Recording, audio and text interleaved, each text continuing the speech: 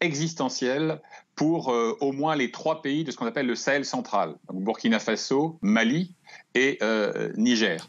Pour une raison, hélas, tragiquement simple, c'est que vous avez des États qui sont faibles, avec des dispositifs militaires et sécuritaires défaillants, malgré quelques progrès enregistrés au fil des mois, un territoire immense, au total 5 millions de kilomètres carrés pour les 5 pays concernés, si on y ajoute le Tchad et la Mauritanie, et vous avez surtout des djihadistes qui s'engouffrent dans les vides béants laissés par ces États défaillants, alors soit par la violence extrême, barbare, comme celle dont, hélas, le pays a été la victime une fois de plus, mais aussi par un travail d'incrustation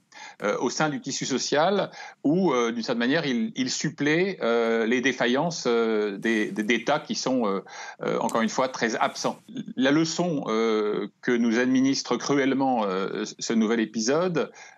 c'est d'abord que, hélas, les armées africaines ne sont pas en état de prendre le relais, ce qui était au fond la doctrine du dispositif Barkhane lorsqu'il a été déployé en 2014, et qu'à l'inverse,